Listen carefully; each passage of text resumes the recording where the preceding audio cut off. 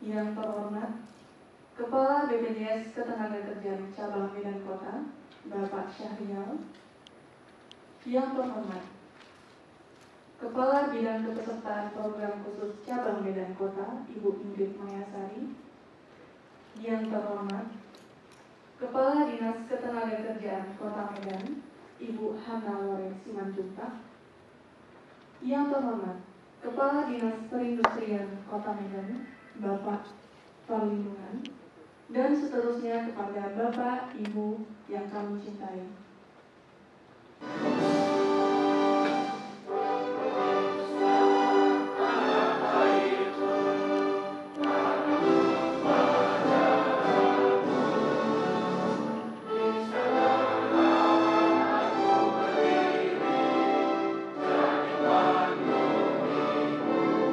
Kegiatan sosialisasi yang kami berikan ini bisa Bapak Ibu terima dan mudah-mudahan bisa bermanfaat nantinya. Tak lupa pula kami mengucapkan selamat datang kepada Bapak Ibu Kabid dari Dinas Perindustrian dan juga Disnaker.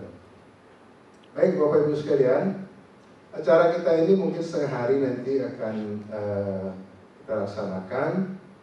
Kami hari ini mencoba untuk memberikan sosialisasi atau pemahaman. Tapi bagi yang belum, mungkin nanti akan diberi pemahaman. Mudah-mudahan begitu selesai acara ini kita mengerti manfaatnya. Ya, BPJS ini ada dua Bapak Ibu sekalian. Mungkin pernah mendengar kalau cerita BPJS itu bayang kesehatan kan. Nah, BPJS itu sebenarnya ada dua, ada ke semua. Saya rasa kalau 10 hari 5 juta 6 juta kena juga nih kita tuh kan. Nah, jadi JKK kami ini sangat luar biasa tanpa ada batas biayanya. Sepanjang itu memang dibutuhkan oleh medis, dia ini harus dirawat sebulan, silakan, tak ada masalah. Biaya unlimited, ya, biayanya unlimited. Kami yang terbesar di Medan Kota ini sudah pernah membayar 2 miliar untuk biaya pengobatan saja. Ini kebetulan honor dari pariwisata. Mungkin Bu Ana, Pak Perlindungan juga pernah dengar, dan itu pernah dikunjungi oleh ketenagakerjaan. Dari segi ketenagakerjaan harus saya sampaikan, sebenarnya setiap pelaku industri kecil baik menengah, tadi saya diskusi sebentar dengan Kepala Dinas Perindustrian bahwa apa yang disebut industri kecil itu dinilai dari investasinya dan juga jumlah pekerjanya 1 sampai 19 orang ya. Kalau dari segi ketenagakerjaan minimal 10 orang mempekerjakan tenaga kerja wajib memasukkan ke jam sostek. Ya, dan kemudian saya ingin bertanya kepada bapak-bapak, apakah industri yang bapak lakukan itu sudah memiliki peraturan perusahaan yang dicatatkan di Dinas Ketenagakerjaan? Kenapa saya sebut ini? Karena ini untuk melindungi pemberi kerja dan penerima kerja dan pekerja. Di sana diatur hak dan kewajiban masing-masing pihak, termasuk tentang BPJS ini. Jadi kalau selama ini belum, mulailah kita, artinya kita melindungi pekerja kita melindungi tenaga kerja yang kita gunakan. Ya, jadi BP Jam Sostek ini juga selama ini juga sudah sangat banyak kegiatan-kegiatan yang menjemput bola. Apakah bapak-bapak sudah, sekali lagi saya ingin bertanya supaya kalau belum, supaya diperbaiki. Di kantor kita, Dinas Ketenagakerjaan itu terbuka konsultasi, ya, konsultasi terbuka.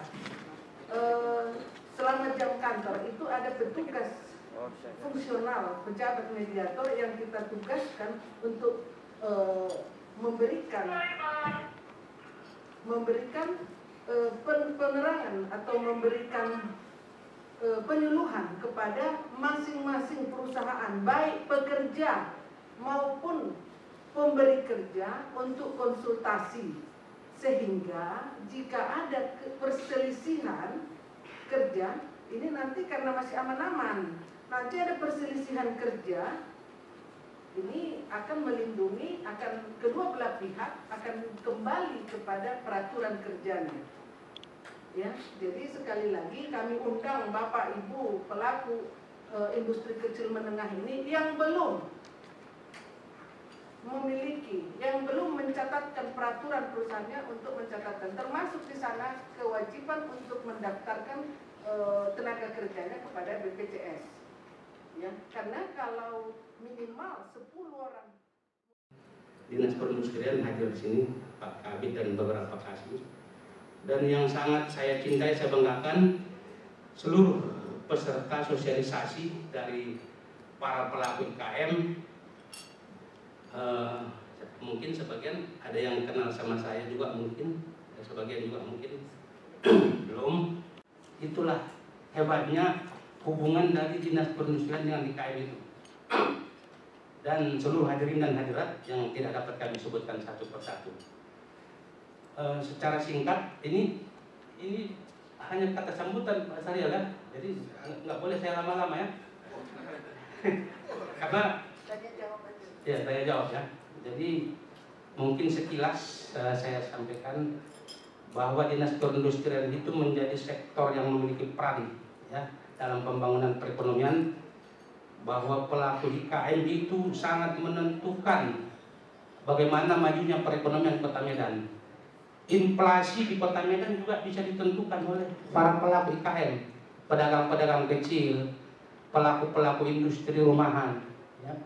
Negara ini juga bisa bangkrut kalau pelaku industri kecilnya tidak maju. Makanya Dinas Perindustrian ini sangat menjadi perhatian yang serius oleh Dinas Perindustrian. Dan Dinas Perindustrian banyak melakukan upaya-upaya bagaimana meningkatkan sumber daya manusia para pelaku IKM lewat pelatihan-pelatihan.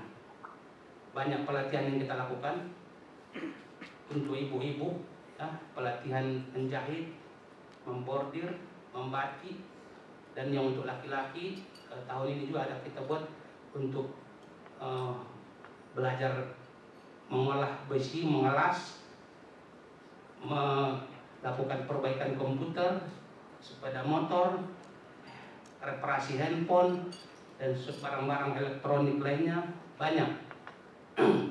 Oleh karenanya saya berharap supaya generasi-generasi ke depan, ya, kami saat ini lebih cenderung arahnya ke generasi umur 30 tahun ke atas, ke bawah. Kenapa? Karena semangatnya masih tinggi untuk belajar. Karena di Dinas Perindustrian ini kan pelatihan ini belajar supaya betul-betul setelah selesai pelatihan itu menjadi pelaku-pelaku usaha baru, menjadi pelaku industri kecil, nggak apa-apa dari kecil. Ya, jadi seringkali orang kalau ada kalimat kecil ini agak risih. Jadi saya bilang semua dimulai dari yang kecil-kecil. Biar kita dari bawah nggak ada masalah. Dan banyak orang sukses mulai bekerja dari bawah.